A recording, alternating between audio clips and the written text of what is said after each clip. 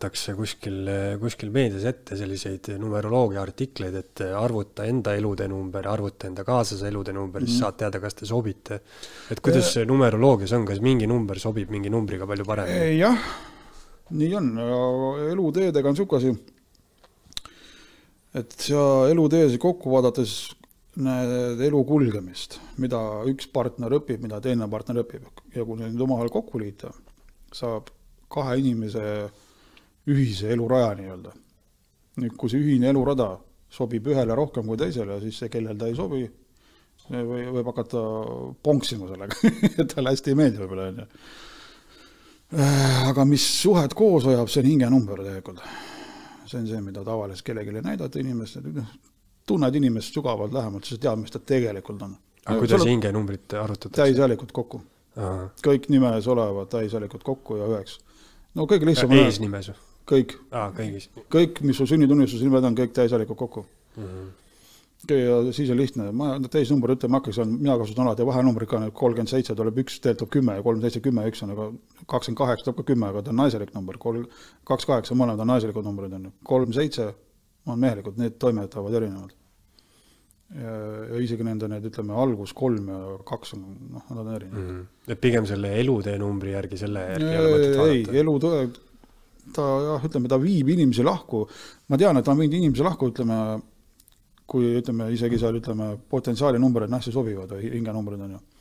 Siis tahetakse võib-olla liiga palju karjääri teha. Kui mõlemad on karjääri numbrid, siis kistakse ka isegi sobilik inimeste vahel elukatki. Tahavad ennast tõestada. Ja kui mõlemad on koduvälised numbrid veel, elunumbrid, 8, 9, ja ütleme, hingenumbrid sobivad, ta peab väga tugevad isiksused taga olema. 8, 9 kumbki järgi enam mõlemad tahavad ennast teostada ühiskonnas.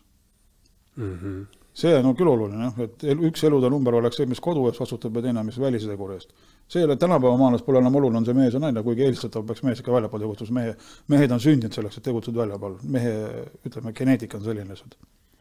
Mehe genitaal on selline. No jah, see on füsioloogia, aga siin ei ole midagi teha, see on niisugune energiapagas. Nüüd tänapäeva lääne ühiskonnas on tehtud niimoodi, et teadlikult ja kunstlikult, et naised seda teeksid, hakkaksid kodundega välja minema, see lõhub perekonna ära. Ja perekond on riigi ja rahvuse alustala, kui rahvusel alustala ära võtta, sündimus kukub kohe. Seda tehti Vana-Roomas muide. See on täiesti tead asi. Ja see töötab alati. Selle kohta, kus hea ütleme, et rahvaid ei hävita sõda. Rahva hävitab naine, kui ta keeldub sünnitamast. No seda mõju on näha, sest statistiliselt ju vist tohutult hilja nüüd sünnitatakse. See hävitab rahva ära, sest tegelikult kõige tugevamad ja jõulisemad ja energilisemad lapsed sünnivad naistel, kes sünnitavad 18-25 eluaastal. Noortel naistel, nende lapsed on kõige jõulisemad. Ja mida vanemaks jääb, seda nõrgemaks.